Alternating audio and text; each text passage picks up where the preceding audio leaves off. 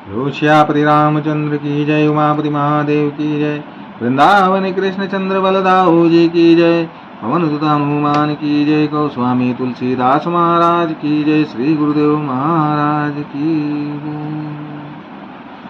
परद्रोही परदार रत, पर धन पर अपवाद, ते नर पावर पापमय, देह धरे मनुजात। वे दूसरों से द्रोह करते हैं और पराय स्त्री, पराय धन तथा पराय निंदा में आसक्त रहते हैं। वे पामार और पापमय मनुष्य नर शरीर धारण किए हुए राक्षस ही हैं। लोभ ही उनका ओढ़ना और लोभ ही बिछौना होता है, अर्थात लोभ ही से वे सदा घिरे हुए रहते हैं। वे पशुओं के समान आहार और मैथुन के ही परायण होते हैं। उन्हें यमपुरी का भय नहीं लगता। यदि किसी की बड़ाई सुन पाते हैं तो वे ऐसी दुख भरी सांस लेते हैं मानो उन्हें जूड़ी आ गई हो, और जब किसी की विपत्ति देखते हैं तब ऐसे सुखी होते हैं मानो जगत भर के राजा हो गए हों। वे स्वार्थपरायण परिवार वालों के विरोधी, काम और लोभ के कारण लंपट और अत्यंत क्रोधी होते हैं। वे माता पिता, गुरु और ब्राह्मण किसी को नहीं मानते। आप तो नष्ट हुए ही रहते हैं, साथ ही अपने संग से दूसरों को भी नष्ट करते हैं। मोहवश दूसरों से द्रोह करते हैं। उन्हें ना संतों का संग अच्छा लगता है, ना भगवान की कथा ही सुहाती है। वे अवगुणों के समुद्र, मंद बुद्धि, कामी, राग युक्त, वेदों के निंदक और जबरदस्ती पराये धन के स्वामी, लूटने वाले होते हैं।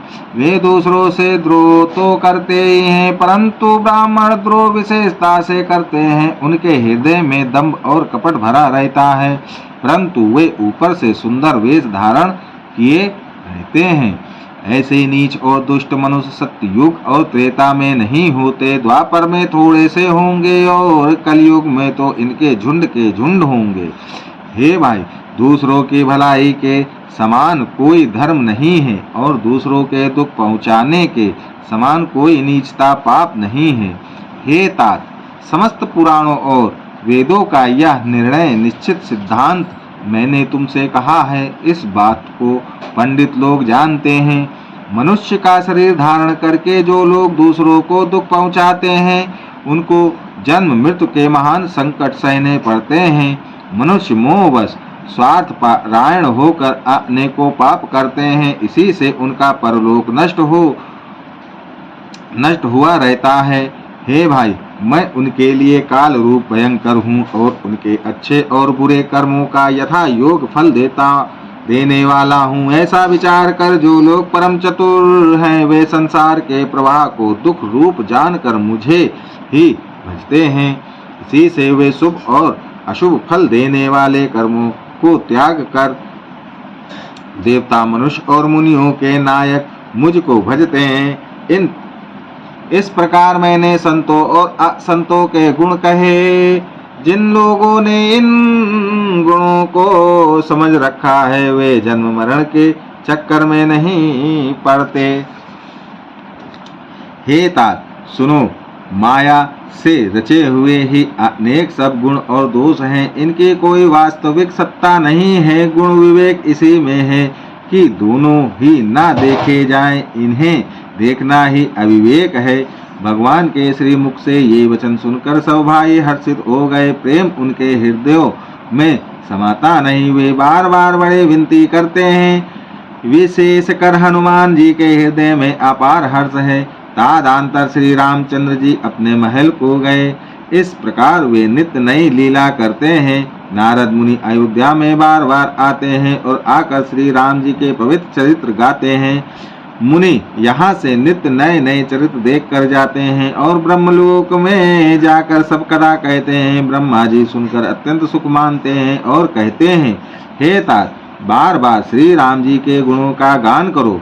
सनकादि मुनि नारद जी की सराहना करते हैं। यद्यपि वे सनकादि मुनि ब्रह्मनिष्ठ हैं, परंतु श्री राम जी का गुणगान सुनकर वे भी अपनी ब्रह्म समाधि को भूल जाते हैं और आदर पूर्वक उसे सुनते हैं। वे राम कथा सुनने के श्रेष्ठ अधिकारी हैं। सनकादि मुनि जैसे जीवन मुक्त और ब्रह्मनिष्ठ पुरुष भी ध्यान ब्रह्म समाधि छोड़कर श्री राम जी के चरित्र सुनते हैं, या जानकर भी जो श्री हरि की कथा से प्रेम नहीं करते, उनके हृदय सचमुच ही पत्थर के समान हैं। एक बार श्री रघुनाथ जी के बुलाए हुए गुरु वशिष्ठ जी ब्राह्मण और अन्य सब नगर निवासी सभा में आए। जब गुरु मुनि ब्राह्मण तथा अन्य सब सज्जन यथा योग बैठ गए, तब भक्तों के जन्म मरण को मिटाने वाले श्री राम जी वचन बोले। हे समस्त नगर निवासियों, मेरी बात सुनिए। यह बात में हृदय में कुछ ममता लाकर नहीं कहता हूँ, ना नीति की बात कहता हूँ और ना इसमें कुछ प्रभुता ही है। इसीलिए संकोच और भय छोड़कर ध्यान देकर मेरी बातों को सुन लो, और फिर यदि तुम्हें अच्छी लगे तो उसके अनुसार करो। वही मेरा सेवक है और वही प्रियतम है जो मेरी आज्ञा माने। है भाई, यदि मैं कुछ अनीति की बात कहूँ तो भय भुलाकर बेखटक के मुझे रोक देना। बड़े भाग्य से यह मनुष्य शरीर मिला है। सब ग्रंथों ने यही कहा है कि यह शरीर देवताओं को भी दुर्लभ है, कठिनता से मिलता है। या साधन का धाम और मोक्ष का दरवाजा है। इसे पाकर भी जिसने परलोक न बना लिया, वह परलोक में दुख पाता है, सिर पीट पीट कर पछताता है तथा अपना दोष न समझकर काल पर, कर्म पर और ईश्वर पर मिथ्या दोष लगाता है। हे भाई, इस शरीर के प्राप्त होने का फल विषय भोग नहीं है। इस जगत के भोगों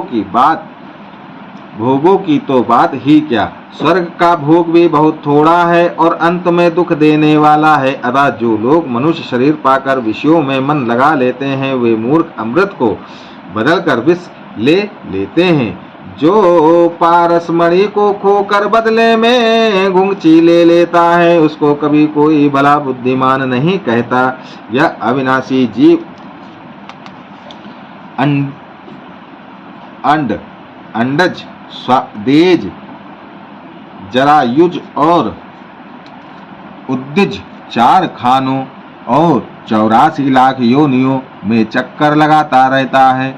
माया की प्रेरणा से काल कर्म स्वभाव और गुण से घिरा हुआ इनके वश में हुआ या सदा भटकता रहता है। बिना ही कारण स्नेह करने वाले ईश्वर कभी बिरले ही दया करके इसे मनुष्य का शरीर देते हैं। या मनुष्य का शरीर भवसागर से तारने के लिए बेड़ा जहाज है। मेरी कृपा ही अनुकूल वायु है। सद्गुरु इस मजबूत जहाज के कर्णधार खेने वाले हैं। इस प्रकार दुर्लभ कठिनता से मिलने वाले साधन सुलभ होकर भागवत कृपा से सहज ही उसे प्राप्त हो गए हैं। जो मनुष्य ऐसे साधन पाकर भी भाव सागर से ना तरे वा कृतध्र और मंद बुद्धि है और आत्महत्या करने वाले की गति को प्राप्त होता है। यदि परलोक में और यहाँ दोनों जगह सुख चाहते हो तो मेरे वचन सुनकर उन्हें हृदय में दृढ़ता से पकड़ रखो। हे भाई, यह मेरी भक्ति का मार्ग सुलभ और सुखदायक है। पुराणों और वेदों ने इसे गाया है। ज्ञान अगम दुर्गम है और उसी की प्राप्ति में अनेकों विघ्न हैं। उसका साधन कठिन है और उसमें मन के लिए कोई आधार नहीं है। बहुत कष्ट करने पर कोई उसे पा भी लेता है तो वह भी भक्ति रहित होने से मुझको प्रिय नहीं होता। भक्ति स्वतंत्र है और सब सुखों की खान है, परंतु सत्संग संतों के संग के बिना प्राणी इसे नहीं पा सकते और पूर्ण समूह के बिना संत नहीं मिलते। सत्संगति ही संस्कृति जन्म मरण के चक्र का अंत करती है। जगत में पूर्ण एक ही है, उसके समान दूसरा नहीं। वाह है मन कर्म और वचन से ब्राह्मणों के चरणों की पूजा करना। जो कपट का त्याग करके ब्राह्मणों की सेवा करता है, उस पर मुनि और देवता प्रसन्न रहते हैं और भी एक गुप्त मत है। मैं उसे सबसे हाथ जोड़कर कहता हूँ कि शंकर जी के भजन बिना मनुष्य मेरी भक्ति नहीं पाता। कहो तो भक्ति मार्ग में कौन सा परिश्रम है? इसमें ना योगी की आवश्यकता है, ना यज्ञ जप तप और उपवास की। यह इतना ही आवश्यक है कि सरल स्वभाव हो, मन में कुटिलता ना हो और जो कुछ मिले उसी में सदा संतोष रखे। मेरा दास कहलाकर यदि कोई मनुष्यों की आशा करता है तो तुम ही कहो उसका क्या विश्वास है, अर्थात उसकी मुझ पर आस्था बहुत ही निर्बल है। बहुत बात बढ़ा कर क्या कहूँ हे भाइयों, मैं तो इसी आचरण के वश में हूँ। ना किसी से वैर करे, ना लड़ाई झगड़ा करे, ना आशा रखे, ना भय ही करे। उसके लिए सभी दिशाएं सदा सुखमयी है। जो कोई भी आरंभ फल की इच्छा से कर्म नहीं करता, जिसका कोई अपना घर नहीं, जिसकी घर में ममता नहीं है, जो मानहीन पापहीन और क्रोधहीन है, जो भक्ति करने में निपुण और विज्ञानवान है, संत जनों के संग सत्संग से जिसे सदा प्रेम है, जिसके मन में सब विषय यहाँ तक कि स्वर्ग और मुक्ति तक भक्ति के सामने तृण के समान है, जो भक्ति के पक्ष में हट करता है पर दूसरे के मत का खंडन करने की मूर्खता नहीं करता, तथा जिसने सब कृतकों को दूर बहा दिया है। जो मेरे गुण समूह के और मेरे नाम के पारायण है एवं ममता मद और मोह से रहित है, उसका सुख वही जानता है जो परमात्मा रूप परमानंद दर्शी को प्राप्त है। श्री रामचंद्र जी के अमृत के समान वचन सुनकर सबने कृपा धाम के चरण पकड़ लिए और कहा, हे कृपा निधान, आप हमारे माता पिता गुरु भाई सब कुछ हैं और प्राणों से भी अधिक प्रिय हैं। और हे शरणागत के दुख हरने वाले राम जी, आप ये हमारे शरीर धन घर द्वार और सभी प्रकार से हित करने वाले हैं। ऐसी शिक्षा आपके अतिरिक्त कोई नहीं दे सकता। माता पिता हितैषी है और शिक्षा भी देते हैं, परंतु वे भी स्वार्थपरायण हैं, इसीलिए ऐसी परम हितकारी शिक्षा नहीं देते।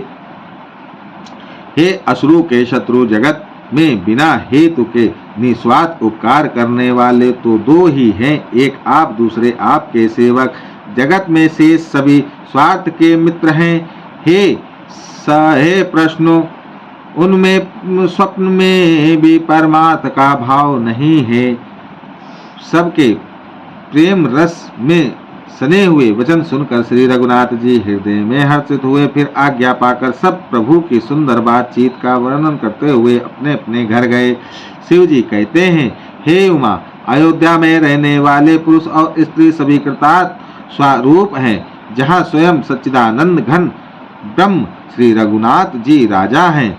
एक बार मुनि वशिष्ठ जी वहां आए, जहाँ सुंदर सुख के धाम श्री राम जी थे। श्री रघुनाथ जी ने उनका बहुत ही आदर सत्कार किया और उनके चरण धोकर चरणामृत लिया। मुनि ने हाथ जोड़कर कहा, हे कृपा सागर श्री राम जी, मेरी कुछ विनती सुनिए। आपके आचरणों मनुष्यों चित्त चरित्रों को देख देख कर मेरे हृदय में अपार मोह भ्रम होता है। हे भगवान, आपकी महिमा की सीमा नहीं है, उसे वेद भी नहीं जानते, फिर मैं किस प्रकार कह सकता हूँ। पुरोहित का कर्म पेशा बहुत ही नीचा है। वेद पुराण और स्मृति सभी इसकी निंदा करते हैं। जब मैं उसे सूर्यवंश की पुरोहित का काम नहीं लेता था, तब ब्रह्मा जी ने मुझे कहा था, हे पुत्र, इससे तुमको आगे चलकर बहुत लाभ होगा। स्वयं ब्रह्म परमात्मा मनुष्य रूप धारण कर रघुकुल के भूषण राजा होंगे। तब मैंने हृदय में विचार किया कि जिसके लिए योग यज्ञ व्रत और दान किए जाते हैं, उसे मैं इसी कर्म से पा जाऊंगा। तब तो इसके समान दूसरा कोई धर्म ही नहीं है। जब तप नियम योग अपने अपने वर्णाश्रम के धर्म श्रुतियों से उत्पन्न वेद विहित बहुत से शुभ कर्म ज्ञान दया दम इंद्रिया निग्रह तीर्थ स्थान आदि जहाँ तक वेद और संत जनों ने धर्म कहे हैं उनके करने का, तथा हे प्रभु अनेक तंत्र वेद और पुराणों के पढ़ने और सुनने का सर्वोत्तम फल एक ही है, और सब साधनों का भी यही एक सुंदर फल है कि आपके चरण कमलों में सदा सर्वदा प्रेम हो। मैल से धोने से क्या मैल छूटता है, जल के मतने से क्या कोई घी पा सकता है, उसी प्रकार है रघुनाथ जी प्रेम भक्ति रूपी निर्मल जल के बिना अंतःकरण का मल कभी नहीं जाता। वही सर्वज्ञ है, वही तत्वज्ञ और पंडित है, वही गुणों का घर और अखंड विज्ञानवान है, वही चतुर और सब सुलक्षणों से युक्त है, जिसका आपके चरण कमलों में प्रेम है। हे नाथ, हे श्री राम जी, मैं आपसे एक वर मांगता हूँ, कृपा करके दीजिए प्रभु। आपके चरण कमलों में मेरा प्रेम जन्म जन्मांतर में भी कभी कम ना घटे। ऐसा कहकर मुनि वशिष्ठ जी घर आए। वे कृपा सागर श्री राम जी के मन को बहुत ही अच्छे लगे। तादांतर सेवकों को सुख देने वाले श्री राम जी ने हनुमान जी तथा भरत जी आदि भाइयों को साथ लिया और फिर कृपालु श्री राम जी नगर के बाहर गए और वहां उन्होंने हाथी रथ और घोड़े मंगवाए। उन्हें देखकर कृपा करके प्रभु ने सबकी सराहना की और उनको जिसने चाहा उसको उचित जान कर दिया। संसार के सभी श्रमों को हरने वाले प्रभु ने हाथी घोड़े आदि बांटने में श्रम का अनुभव किया और श्रम मिटाने को वहां गए जहां शीतल राई आमों का बागीचा थी। वहां भरत जी ने अपना वस्त्र बिछा दिया। प्रभु उस पर बैठ गए और सब भाई उनकी सेवा करने लगे। उस समय पवन पुत्र हनुमान जी पवन पंखा करने लगे। उनका शरीर पुलकित हो गया और नेत्रों में प्रेम आंसुओं का जल आया। शिव जी कहने लगे, हे गिरिजे, हनुमान जी के समान ना तो कोई बड़भागी है और ना कोई श्री राम जी के चरणों का प्रेमी ही है, जिनके प्रेम और सेवा की स्वयं प्रभु ने अपने श्रीमुख से बार बार बड़ाई की है। उसी अवसर पर नारद मुनि हाथ में वीणा लिए हुए आए। वे श्री राम जी की सुंदर और नित्य नवीन रहने वाली कीर्ति गाने लगे। कृपा पूर्वक देख लेने मात्र से शोक के छुड़ाने वाले हे कमल नयन, मेरी और देखिए, मुझ पर भी कृपा दृष्टि कीजिए। हे हरि, आप नील कमल के समान श्याम वर्ण और कामदेव के शत्रु महादेव जी के हृदय कमल के मकरंद प्रेम रस के पान करने वाले भ्रमर हैं। आप राक्षसों की सेना के बल को तोड़ने वाले हैं, मुनियों और संत जनों को आनंद देने वाले और पापों के नाश करने वाले हैं। ब्राह्मण रूपी खेती के लिए आप नए मेघ समूह हैं और शरणहीनों को शरण देने वाले तथा दीन जनों को अपने आश्रय में ग्रहण करने वाले हैं। आपने बाहुबल से पृथ्वी के बड़े भारी बोझ को नष्ट करने वाले करदूषण और विराध के वध करने में कुशल रावण के शत्रु आनंद स्वरूप राजाओं में श्रेष्ठ और दशरथ के कुल रूपी कुमुंदुनी के चंद्रमा श्री राम जी, आपकी जय हो। आपका सुंदर यश पुराणों वेदों में और तंत्रादि शास्त्रों में प्रकट है। देवता मुनि और संतों के समुदाय उसे गाते हैं। आप करुणा करने वाले और झूठे मत का नाश करने वाले सब प्रकार से कुशल निपुण श्री अयोध्या जी के भूषण ही हैं। आपका नाम कलयुग के पापों को मत डालने वाला और ममता को मारने वाला है। तुलसीदास के प्रभु शरणागत की रक्षा कीजिए, रक्षा कीजिए। श्री रामचंद्र जी के गुण समूह का प्रेम पूर्वक वर्णन करके मुनि नारद जी शोभा के समुद्र प्रभु को हृदय में धरकर जहाँ ब्रह्मलोक है वहाँ चले गए। शिव जी कहते हैं, हे गिरिजे, सुनो, मैंने यह उज्जवल कथा जैसी मेरी बुद्धि थी वैसी पूरी कह डाली। श्री राम जी के चरित्र 100 करोड़ अथवा अपार हैं। सूती और शारदा भी उनका वर्णन नहीं कर सकते। भगवान श्री राम अनंत हैं, उनके गुण अनंत हैं। जन्म कर्म और नाम भी अनंत हैं। जल की बूंदें और पृथ्वी के रज कण चाहे गिने जा सकते हों, पर श्री रघुनाथ जी के चरित्र वर्णन करने से नहीं चुकते। यह पवित्र कथा भगवान के परम पद को देने वाली है। इसके सुनने से अविचल भक्ति प्राप्त होती है। हे उमा, मैंने वह सब सुंदर कथा कही जो काकभुसुंडी जी ने गरुड़ जी को सुनाई थी। मैंने श्री राम जी के कुछ थोड़े से गुण बखान कर कहे हैं। हे भवानी, सो कहो अब और क्या कहूँ। श्री राम जी की मंगलमयी कथा सुनकर पार्वती जी हर्षित हुई और अत्यंत विनम्र तथा कोमल वाणी बोली, हे त्रिपुरारी, मैं धन्य हूँ, धन्य धन्य हूँ जो मैंने जन्म मृत्यु के भय को हरण करने वाले श्री राम जी के गुण चरित्र सुने। हे कृपाधाम, अब आपकी कृपा से मैं कृत्य हो गई। अब मुझे मोह नहीं रह गया। हे प्रभु, मैं सच्चिदानंद घन प्रभु श्री राम जी के प्रताप को जान गई। हे नाथ, आपका मुख रूपी चंद्रमा श्री रघुवीर की कथा रूपी अमृत बरसाता है। हे मति धीर, मेरा मन कर्णपुटों से उसे पी कर तृप्त नहीं होता। श्री राम जी के चरित्र सुनते सुनते जो तृप्त हो जाते हैं, बस कर देते हैं, उन्होंने तो उसका विशेष रस जाना ही नहीं। जो जीवन मुक्त महामुनि है, वे भी भगवान के गुण निरंतर सुनते रहते हैं। जो संसार रूपी सागर का पार पाना चाहता है, उसके लिए तो श्री राम जी की कथा दृढ़ नौका के समान है। श्री हरि के गुण समूह तो विषय लोगों के लिए भी कानों को सुख देने वाले और मन को आनंद देने वाले हैं। जगत में कान वाला ऐसा कौन है जिसे श्री रघुनाथ जी के चरित्र न सुहाते हों। जिन्हें श्री रघुनाथ जी की कथा नहीं सुहाती, वे मूर्ख जीव तो अपनी आत्मा की हत्या करने वाले हैं। हे नाथ, आपने श्री रामचरितमानस का गान किया, उसे सुनकर मैंने अपार सुख पाया। आपने जो यह कहा कि यह सुंदर कथा काकभुसुंडी जी ने गरुड़ जी से कही थी, सो कौवे का शरीर पाकर भी काकभुसुंडी वैराग्य ज्ञान और विज्ञान में दृढ़ हैं। उनका श्री राम जी के चरणों में अत्यंत प्रेम है और उन्हें श्री रघुनाथ जी की भक्ति भी प्राप्त है। इस बात का मुझे परम संदेह हो रहा है। हे त्रिपुरारी, सुनिए, हजारों मुनियों में कोई एक धर्म के व्रत का धारण करने वाला होता है और करोड़ों धर्मात्माओं में कोई एक विषय से विमुख विषयों का त्यागी और वैराग्य परायण होता है। श्रुति कहती है कि करोड़ों विरक्तों में कोई एक ही सम्यक यथार्थ ज्ञान को प्राप्त करता है और करोड़ों ज्ञानियों में कोई एक ही जीव मुक्त होता है।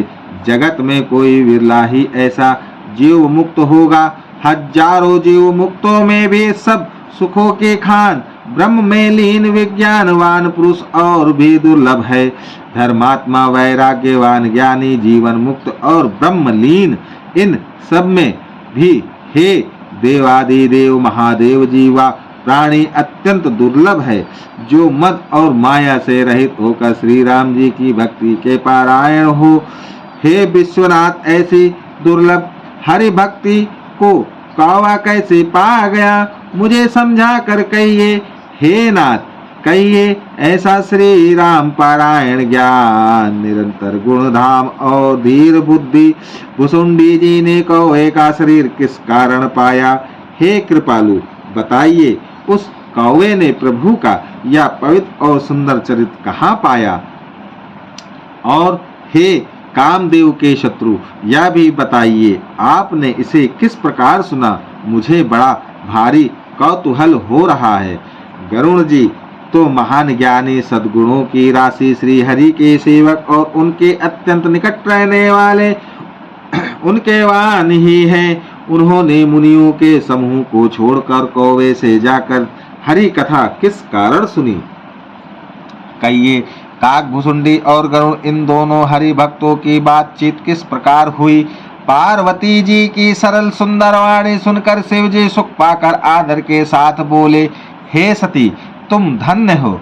तुम्हारी बुद्धि अत्यंत पवित्र है। श्री रघुनाथ जी के चरणों में तुम्हारा कम प्रेम नहीं है, अत्यधिक प्रेम है। अब वह परम पवित्र इतिहास सुनो, जिसे सुनने से सारे लोक के भ्रम का नाश हो जाता है तथा श्री राम जी के चरणों में विश्वास उत्पन्न होता है और मनुष्य बिना ही परिश्रम संसार रूपी समुद्र से तर जाता है। पक्षी राज गरुण जी ने भी जाकर काकभुसुंडी जी से प्राय ऐसे ही प्रश्न किए थे। हे उमा, मैं वह सब आदर सहित कहूँगा, तुम मन लगा कर सुनो। मैंने जिस प्रकार वह भव जन्म मृत्यु के छुड़ाने वाली कथा सुनी है सुमुखी, हे सुलोचनी, वह प्रसंग सुनो। पहले तुम्हारा अवतार दक्ष के घर हुआ था, तब तुम्हारा नाम सती था। दक्ष के यज्ञ में तुम्हारा अपमान हुआ, तब तुमने अत्यंत क्रोध करके प्राण त्याग दिए थे और फिर मेरे सेवकों ने यज्ञ विध्वंस कर दिया था। वह सारा प्रसंग तुम जानती ही हो। तब मेरे मन में बड़ा सोच हुआ और हे प्रिय, मैं तुम्हारे वियोग से दुखी हो गया। मैं विरक्त भाव से सुंदर वन, पर्वत, नदी और तालाबों का कौतुक दृश्य देखता फिरता था। सुमेरु पर्वत की उत्तर दिशा में और भी दूर एक बहुत ही सुंदर नील पर्वत है। उसके सुंदर स्वर्णमय शिखर हैं। उनमें से 4 सुंदर शिखर मेरे मन को बहुत ही अच्छे लगे। उन शिखरों में एक एक पर बरगद, पीपल, पाकड़ और आम का एक एक विशाल वृक्ष है। पर्वत के ऊपर एक सुंदर तालाब शोभित है, जिसकी मणियों की सीढ़ियां देखकर मन मोहित हो जाता है। उसका जल शीतल, निर्मल और मीठा है। उसमें रंग बिरंगे बहुत से कमल खिले हुए हैं। हंस गण मधुर स्वर से बोल रहे हैं और भौरे सुंदर गुंजार कर रहे हैं। उस सुंदर पर्वत पर वही पक्षी काकभुसुंडी बसता है। उसका नाश कल्प के अंत में भी नहीं होता। माया रचित अनेकों गुण, दोष, मोह, काम आदि अविवेक जो सारे जगत में छा रहे हैं, उस पर्वत के पास भी कभी नहीं फटकते। वह बसकर जिस प्रकार वह काक हरि को भजता है, हे उमा, उसे प्रेम सहित सुनो। वही पीपल के वृक्ष के नीचे ध्यान धरता है, पाकर के नीचे जब यज्ञ करता है, आम की छाया में मानसिक पूजा करता है। श्री हरि के भजन को छोड़कर उसे दूसरा कोई काम नहीं। बरगद के नीचे वह श्री हरि की कथाओं के प्रसंग कहता है। वहाँ अनेकों पक्षी और कथा सुनने वहाँ अनेकों पक्षी आते हैं और कथा सुनते हैं। वह चरित्र राम चरित्रों को अनेकों प्रकार से प्रेम सहित आदर पूर्वक गान करता है। सब निर्मल बुद्धि वाले हंस 2 सदा उस तालाब पर बसते हैं, उसे सुनते हैं। जब मैंने वहां जाकर यह कौतुक दृश्य देखा, तब मेरे हृदय में विशेष आनंद उत्पन्न हुआ।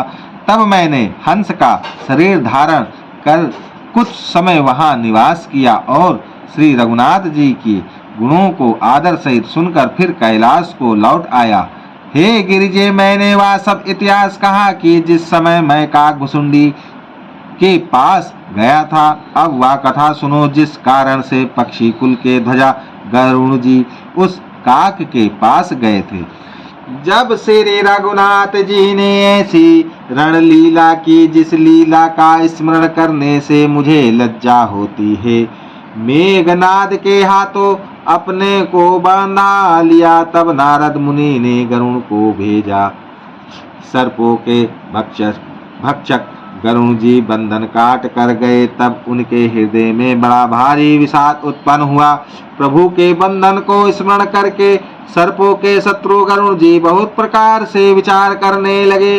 जो व्यापक विकार रहित वाणी के पति और माया मोह से परे ब्रह्म परमेश्वर हैं। मैंने सुना था कि जगत में उन्हीं का अवतार है, पर मैंने उस अवतार का प्रभाव कुछ भी नहीं देखा।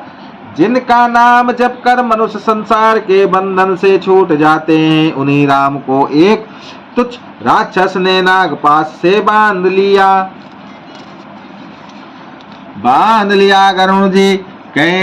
गरुण जी ने अनेक प्रकार से अपने मन को समझाया, पर उन्हें ज्ञान नहीं हुआ, हृदय में भ्रम और भी अधिक छा गया। संदेह जनित दुख से दुखी होकर मन में कृताक बढ़ाकर वे तुम्हारी ही भांति मोहवश हो गए। व्याकुल होकर वे देवर्षि नारद जी के पास गए और मन में जो संदेह था वह उनसे कहा। उसे सुनकर नारद को अत्यंत दया आई। उन्होंने कहा, हे गरुण, सुनिए, श्री राम जी की माया बड़ी ही बलवती है, जो ज्ञानियों के चित्त को भी भली भांति हरण कर लेती है और उनके मन में जबरदस्ती बड़ा भारी मोह उत्पन्न कर देती है, तथा जिनके मुझको भी बहुत बार नचाया है। हे पक्षीराज, वही माया आपको भी व्याप गई है। हे गरुण, आपके हृदय में बड़ा भारी मोह उत्पन्न हो गया है, या मेरे समझाने से तुरंत नहीं मिटेगा। अतः हे पक्षीराज, आप ब्रह्मा जी के पास जाइए और वहां जिस काम के लिए आदेश मिले वही कीजिएगा। ऐसा कहकर परम सुजान देव ऋषि नारद जी श्री राम जी का गुणगान करते हुए और बारंबार श्री हरि की माया का बल वर्णन करते हुए चले। तब पक्षीराज गरुण ब्रह्मा जी के पास गए और अपना संदेह उन्हें कह सुनाया। उसे सुनकर ब्रह्मा जी ने श्री रामचंद्र जी को सिर नवाया और उनके प्रतापों को समझकर उनके अत्यंत प्रेम छा गया। ब्रह्मा जी मन में विचार करने लगे कि कवि कुबित और ज्ञानी सभी माया के वश हैं। भगवान की माया का प्रभाव असीम, जिसने मुझ तक को अनेकों बार नचाया है। यह सारा चराचर जगत तो मेरा रचा हुआ है। जब मैं ही मायावश नाचने लगता हूँ तब पक्षीराज गरुड़ को मोह होना कोई आश्चर्य की बात नहीं है। तादांतर ब्रह्मा जी सुंदरवाणी बोले, श्री राम जी की महिमा को महादेव जी जानते हैं। हे गरुड़, तुम शंकर जी के पास जाओ। हे तात, और कहीं किसी से ना पूछना, तुम्हारे संदेह का नाश वहीं होगा। ब्रह्मा जी का वचन सुनते ही गरुड़ चल दिए। तब बड़ी आतुरता उतावली से पक्षीराज गरुड़ मेरे पास आए। हे उमा, उस समय मैं कुबेर के घर जा रहा था और तुम कैलाश पर थी। गरुड़ ने आदर पूर्वक मेरे चरण में सिर नवाया और फिर मुझको अपना संदेह सुनाया। हे भवानी, उनकी विनती और कोमल वाणी सुनकर मैंने प्रेम सहित उनसे कहा, हे गरुड़, तुम मुझे रास्ते में मिले हो, राह चलते मैं तुम्हें किस प्रकार समझाऊं। सब संदेहों का तो तभी नाश हो जब दीर्घ काल तक सत्संग किया जाए और वहाँ सत्संग में सुंदर हरि कथा सुनी जाए, जिसे मुनियों ने अनेकों प्रकार से गाया है और जिसके आदि मध्य और अंत में भगवान श्री रामचंद्र जी ही प्रतिपद प्रभु हैं। हे भाई, जहाँ प्रतिदिन हरि कथा होती है तुमको मैं वहीं भेजता हूँ। तुम जाकर उसे सुनो। उसे सुनते ही तुम्हारा सब संदेह दूर हो जाएगा और तुम्हें श्री राम जी के चरणों में अत्यंत प्रेम होगा।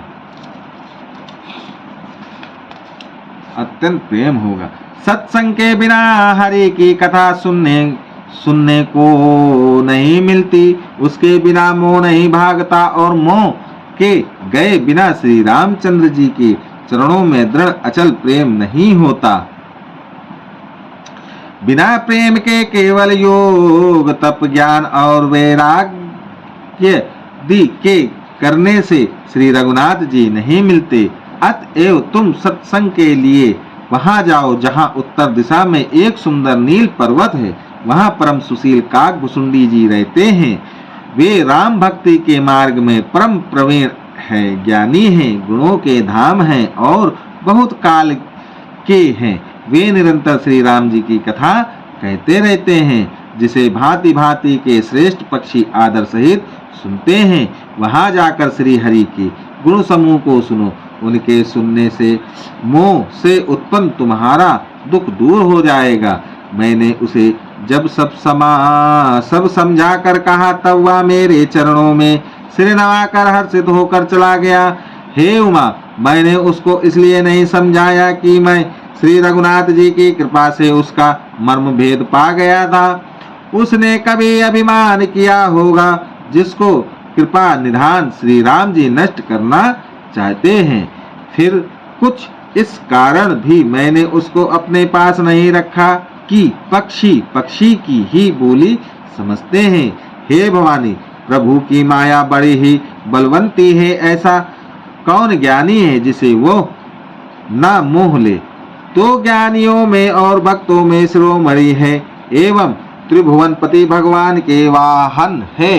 उन गरुण को भी माया ने मोह लिया, फिर भी नीच मनुष्य मूर्खतावश घमंड किया करते हैं। या माया जब शिव जी और ब्रह्मा जी को भी मोह लेती है, तब दूसरा बेचारा क्या चीज है जी में ऐसा जानकर ही मुनि लोग उस माया के स्वामी भगवान का भजन करते हैं। गरुण जी वहां गए जहाँ निर्बद्ध बुद्धि और पूर्ण भक्ति वाले काकभुसुंडी जी बसते थे। उस पर्वत को देखकर उनका मन प्रसन्न हो गया और उनके दर्शनों से ही सब माया मोह तथा सोच जाता रहा। तालाब में स्नान और जलपान करके वे प्रसन्न चित्त से वट वृक्ष के नीचे गए। वहां श्री राम जी के सुंदर चरित्र सुनने के लिए बूढ़े बूढ़े पक्षी आए हुए थे। भुसुंडी जी कथा आरंभ करना ही चाहते थे कि उसी समय पक्षी राज गरुण जी वहां जा पहुंचे। पक्षियों के राजा गरुण जी को आते देखकर काकभुसुंडी जी सहित सारा पक्षी समाज हर्षित हुआ। उन्होंने पक्षी राज गरुण जी का बहुत ही आदर सत्कार किया और स्वागत कुशल पूछ कर बैठने के लिए सुंदर आसन दिया। फिर प्रेम सहित पूजा करके काकभुसुंडी जी मधुर वचन बोले। हे नाथ, हे पक्षीराज, आपके दर्शन से मैं कृतार्थ हो गया। आप जो आज्ञा दें मैं अब वही करूं। हे प्रभु, आप किस कार्य के लिए आए हैं? पक्षीराज गरुण जी ने कोमल वचन कहे। आप तो सदा ही कृतार्थ रूप हैं, जिनकी बड़ाई स्वयं महादेव जी ने आदर पूर्वक अपने श्रीमुख से की है। हे तात, सुनिए, मैं जिस कारण से आया था वह सब कार्य तो यहाँ आते ही पूरा हो गया। फिर आपके दर्शन भी प्राप्त हो गए। आपका परम पवित्र आश्रय देखकर ही मेरा मोह संदेह और अनेक प्रकार के भ्रम सब जाते रहे। अब हे तात, आप मुझे श्री राम जी की अत्यंत पवित्र करने वाली, सदा सुख देने वाली और दुख समूह का नाश करने वाली कथा आदर सहित सुनाइए। हे प्रभु, मैं बार बार आपसे यही विनती करता हूँ। गरुण जी की विनती सरल सुंदर प्रेम युक्त सुखप्रद और अत्यंत पवित्र वाणी सुनते ही भुसुंडी जी के मन में परम उत्साह हुआ और वे श्री रघुनाथ जी के गुणों की कथा कहने लगे। हे भवानी, पहले तो उन्होंने बड़े ही प्रेम से रामचरितमानस सरोवर का रूप का समझाकर कहा। फिर नारद जी का अपार मोह और फिर रावण का अवतार कहा। फिर प्रभु के अवतार की कथा वर्णन की। तादांतर मन लगाकर श्री राम जी की बाल लीलाएं कही। मन में परम उत्साह भरकर अनेकों प्रकार की बाल लीलाएं कहकर फिर ऋषि विश्वामित्र जी का अयोध्या आना और श्री रघुवीर जी का विवाह वर्णन किया। फिर श्री राम जी के राजाभिषेक का प्रसंग। फिर राजा दशरथ जी के वचन से राजाभिषेक के आनंद में भंग पड़ना। फिर नगर निवासियों का विरह विषाद और श्री राम लक्ष्मण का संवाद बातचीत कहा। श्री राम का वन गमन, केवट का प्रेम, गंगा जी से पार उतरकर प्रयाग में निवास वाल्मीकि जी की और प्रभु श्री राम जी का मिलन और जैसे भगवान चित्रकूट में बसे हुआ सब कहा। फिर मंत्री सुमंत जी का नगर में लौटना, राजा दशरथ जी का स्मरण, भरत जी का ननिहाल से अयोध्या में आना और उनके प्रेम का बहुत वर्णन किया। राजा की अत्य सृष्टि क्रिया करके नगर निवासियों को साथ लेकर भरत जी वहां गए जहाँ सुख की राशि प्रभु श्री रामचंद्र जी थे। फिर श्री रघुनाथ जी ने उनको बहुत प्रकार से समझाया, जिससे वे खड़ाऊ लेकर अयोध्यापुरी लौट आए। यह सब कथा कही। भरत जी की नंदी ग्राम में रहने की रीति इंद्रपुर जयंत की नीच करनी और फिर प्रभु श्री रामचंद्र जी की और अत्रि जी का मिलाप वर्ण किया। जिस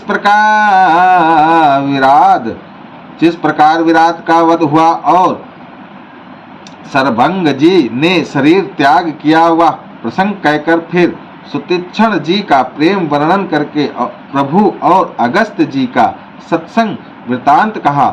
दंडक वन का पवित्र करना कहकर फिर भुसुंडी जी ने गृद्धराज के साथ मित्रता का वर्णन किया। फिर जिस प्रकार प्रभु ने पंचवटी में निवास किया और सब मुनियों के भय का नाश किया और फिर जैसे लक्ष्मण जी को अनुपम उपदेश दिया और सूपखड़ा को कुरूप किया, वह सब वर्णन किया। फिर खरदूषणवत और जिस प्रकार रावण ने सब समाचार जाना, वह बखान कर कहा। तथा जिस प्रकार रावण और मारीच की बातचीत हुई, वह सब उन्होंने कही। फिर माया सीता का हरण और श्री रघुवीर के विरह का कुछ वर्णन किया। फिर प्रभु ने गिद्ध जटायु की जिस प्रकार क्रिया की, कबंध का वध करके शबरी को परम गति दी और फिर जिस प्रकार विरह वर्णन करते हुए श्री रघुवीर जी पंपासर के तीर पर गए, वह सब कहा। प्रभु और नारद जी का संवाद और मारुति के मिलने का प्रसंग कहकर फिर सुग्रीव से मित्रता और बाली के प्राण नाश का वर्णन किया। सुग्रीव का राज तिलक करके प्रभु ने शरण पर्वत पर निवास किया, वहां तथा वर्षा और शरद का वर्णन श्री राम जी का सुग्रीव पर रोष और सुग्रीव का भय आदि प्रसंग कहे। जिस प्रकार वानर राज सुग्रीव ने वानरों को भेजा और वे सीता जी की खोज में जिस प्रकार सब दिशाओं में गए, जिस प्रकार उन्होंने बिल में प्रवेश किया और फिर जैसे वानरों को संपत्ति मिला, वह कथा कही। संपत्ति से सब कथा सुनकर पवन पुत्र हनुमान जी जिस तरह अपार समुद्र को लांग गए, फिर हनुमान जी ने जैसे लंका में प्रवेश किया और फिर जैसे सीता जी को धीरज दिया, सो सब कहा। अशोक वन को उजाड़ कर रावण को समझाकर लंकापुरी को जलाकर फिर जैसे उन्होंने समुद्र को लांगा और जिस प्रकार सब वानर वहां आए जहाँ श्री रघुनाथ जी थे और आकर श्री जानकी जी की कुशल सुनाई। फिर जिस प्रकार सेना सहित श्री रघुवीर जाकर समुद्र के तट पर उतरे और जिस प्रकार विभीषण जी आकर उनसे मिले, वह सब समुद्र के बांधने की कथा उनसे सुनाई। पुल बांधकर जिस प्रकार वानरों की सेना समुद्र के पार उतरी और जिस प्रकार वीर श्रेष्ठ बाली पुत्र अंगद दूध बनकर गए, वह सब कहा। फिर राक्षसों और वानरों के युद्ध का अनेकों प्रकार से वर्णन किया। फिर कुंभकर्ण और मेघनाथ के बल पुरुषार्थ और अहंकार की कथा कही। नाना प्रकार के राक्षसों समूह के मरण तथा श्री रघुनाथ जी और रावण के अनेक प्रकार के युद्ध का वर्णन किया। रावण वध, मंदोदरी का शोक, विभीषण का राज्याभिषेक और देवताओं का शोक रहित होना कहकर फिर सीता जी और श्री रघुनाथ जी का मिलाप कहा। जिस प्रकार देवताओं ने हाथ जोड़कर स्तुति की और फिर जैसे वानरों समेत पुष्पक विमान पर चढ़कर कृपा धाम प्रभु अवधपुरी को चले, वहां वह कहा। जिस प्रकार श्री रामचंद्र जी अपने नगर अयोध्या में आए हुए सब उज्जवल चरित्र काकभुसुंडी जी ने विस्तार पूर्वक वर्णन किए। फिर उन्होंने श्री राम जी का राजाभिषेक का, शिव जी कहते हैं अयोध्यापुरी का और अनेक प्रकार की राजनीति का वर्णन करते हुए भुसुंडी जी ने वह सब कथा कही जो हे भवानी मैंने तुमसे कही सारी। राम कथा सुनाकर पक्षीराज गरुण जी मन में बहुत उत्साहित आनंदित होकर वचन कहने लगे। श्री रघुनाथ जी के सब चरित्र मैंने सुने, जिससे मेरा संदेह जाता रहा है। काक शिरोमणि, आपके अनुग्रह से श्री राम जी के चरणों में मेरा प्रेम हो गया। युद्ध में प्रभु का नागपाश से बंधन देखकर मुझे अत्यंत मोह हो गया था कि श्री राम जी तो सच्चिदानंद घन हैं, वे किस कारण व्याकुल हैं। बिल्कुल ही लौकिक मनुष्यों का सा चरित्र देखकर मेरे हृदय में भारी संदेह हो गया। मैं अब उस भ्रम संदेह को अपने लिए हित करके समझता हूँ। कृपा निधान ने मुझ पर यह बड़ा अनुग्रह किया। जो धूप से अत्यंत व्याकुल होता है वही वृक्ष की छाया का सुख जानता है। हे तात, यदि मुझे अत्यंत मोह ना होता तो मैं आपसे किस प्रकार मिलता और कैसे अत्यंत विचित्र या सुंदर हरि कथा सुनता, जो आपने बहुत प्रकार से गाई है। वेद शास्त्र और पुराणों का यही मत है। सिद्ध और मुनि भी यही कहते हैं। इसमें संदेह नहीं कि शुद्ध सच्चे संत उसी को मिलते हैं जिसे श्री राम जी की कृपा करके देखते हैं। श्री राम जी कृपा करके देखते हैं। श्री राम जी की कृपा से मुझे आपके दर्शन हुए और आपकी कृपा से मेरा संदेह चला गया। पक्षीराज गरुड़ जी की विनय और प्रेम युक्त वाणी सुनकर काकभुसुंडी जी का शरीर पुलकित हो गया। उनके नेत्रों में जल भर आया और वे मन में अत्यंत हर्षित हुए। हे उमा, सुंदर बुद्धि वाले सुशील पवित्र कथा के प्रेमी और हरि के सेवक श्रोता को पाकर सज्जन अत्यंत गोपनीय, सबके सामने प्रकट न करने योग्य रहस्य को भी प्रकट कर देते हैं। काकभुसुंडी जी ने फिर कहा, पक्षी राज पर उनका प्रेम कम ना था, अर्थात बहुत था। हे नाथ, आप सब प्रकार से मेरे पूज्य हैं और श्री रघुनाथ जी के कृपा पात्र हैं। आपको न संदेह है और न मोह अथवा माया ही है। हे नाथ, आपने तो मुझ पर दया की है। हे पक्षीराज, मोह के बहाने श्री रघुनाथ जी ने आपको यहाँ भेजकर मुझे बड़ाई दी है।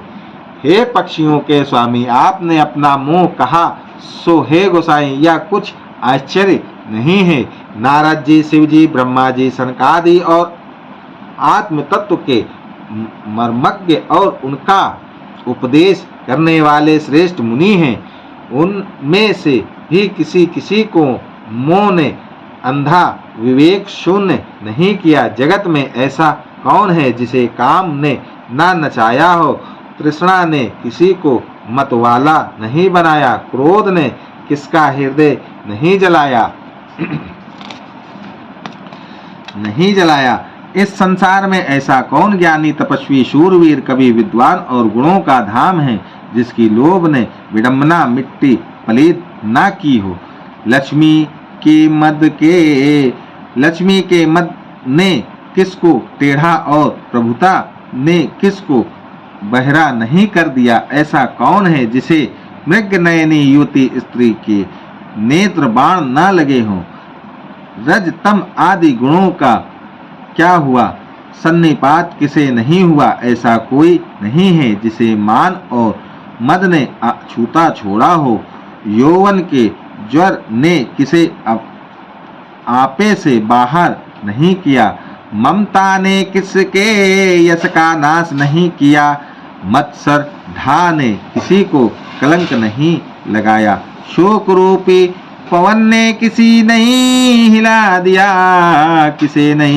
दिया। चित्त रूपी सापनी ने किसे नहीं खा लिया। जगत में ऐसा कौन है जिसे माया ना व्यापी हो। मनोरथ कीड़ा है, शरीर लकड़ी है। ऐसा धैर्यवान कौन है जिसके शरीर में यह कीड़ा ना लगा हो। पुत्र की, धन की और लोक प्रतिष्ठा की इन तीन प्रबल इच्छाओं ने किसकी बुद्धि को मलिन नहीं कर दिया, बिगाड़ नहीं दिया। यह सब माया का बड़ा बलवान परिवार है या अपार है, इसका वर्णन कौन कर सकता है। शिव जी और ब्रह्मा जी भी इससे डरते हैं, तब दूसरे जीव तो किस गिनती में हैं। माया की प्रचंड सेना संसार भर में छाई हुई है। काम आदि, काम, क्रोध और लोग उसके सेनापति हैं और दंभ, कपट और पाखंड योद्धा हैं। वह माया श्री रघुवीर की दासी है। यद्यपि समझ लेने पर वह मिथ्या ही है, किंतु वह श्री राम जी की कृपा के बिना छूटती नहीं है। हे नाथ, यह मैं प्रतिज्ञा करके कहता हूँ, जो माया सारे जगत को नचाती है और जिसका चरित्र करनी किसी ने नहीं लग पाया है। खगराज गरुड़ जी व माया प्रभु श्री रामचंद्र जी की भ्रुकुटी के इशारे पर अपने समाज परिवार सहित नटी की तरह नाचती है। श्री राम जी वही सच्चिदानंद घन है, जो अजन्मा विज्ञान स्वरूप और स्वरूप रूप और बल के नाम सर्वव्यापक एवं व्याप्त सर्वरूप अखंड अनंत संपूर्ण अमोघ शक्ति, जिसकी शक्ति कभी व्यर्थ नहीं होती, और छा ऐश्वर्यों से युक्त भगवान, वे निर्गुण माया के गुणों से रहित, महान वाणी और इंद्रियों से परे, सब कुछ देखने वाले, निर्दोष, अजय, ममता रहित, निराकार, माइक आकार से रहित, मोह रहित, नित्य माया रहित, सुख की राशि, प्रकृति से परे प्रभु, सर्व सामर्थ, सदा सबके हृदय में बसने वाले, इच्छा रहित, विकार रहित, अविनाशी ब्रह्म है। या श्री राम में मोह का कारण ही नहीं है क्या? अंधकार का समूह कभी सूर्य के सामने जा सकता है? अंधकार का समूह कभी सूर्य के सामने जा सकता है? भगवान प्रभु श्री रामचंद्र जी ने भक्ति के लिए राजा का शरीर धारण किया और साधारण मनुष्यों के से अनेकों परम पावन चरित्र किए। जैसे कोई नट खेल करने वाला अनेक वेश धारण करके नृत्य करता है, और वही जैसा वेश होता है उसी के अनुकूल भाव दिखलाता है, पर स्वयं वह उनमें से कोई हो नहीं जाता। हे गरुड़ जी, ऐसी ही श्री रघुनाथ जी की यह लीला है, जो राक्षसों को विशेष मोहित करने वाली और भक्तों को सुख देने वाली है। हे स्वामी, जो मनुष्य मलिन बुद्धि, विषयों के वश और कामी हैं, वे ही प्रभु पर इस प्रकार मोह का आरोप करते हैं। जब जिसको कवल आदि नेत्र दोष होता है, तब वह चंद्रमा को पीले रंग का कहता है। हे पक्षी राज, जब जिसे दिशा ब्रह्म होता है, तब वह कहता है कि सूर्य पश्चिम में उदय हुआ है। नौका पर चढ़ा हुआ मनुष्य जगत को लाता हुआ देखता है और मोहवश अपने को अचल समझता है। बालक घूमते चक्रा कर दौड़ते हैं, घर आदि नहीं घूमते, पर वे आपस में एक दूसरे को झूठा कहते हैं। हे गरुड़ जी, श्री हरि के विषय में मोह की कल्पना भी ऐसी ही है। भगवान में तो स्वप्न में भी अज्ञान का प्रसंग अवसर नहीं है, किंतु जो माया के वश मंद बुद्धि और भाग्यहीन है, और जिनके हृदय पर अनेकों प्रकार के पर्दे पड़े हैं, वे मूर्ख हट के वश होकर संदेह करते हैं और अपना अज्ञान श्री राम जी पर आरोपित करते हैं। लो श्यापति रामचंद्र की जय, मापति महादेव की जय, वृंदावन कृष्ण चंद्र की जय, श्री गुरुदेव महाराज की जय, गोस्वामी तुलसीदास महाराज की जय हो।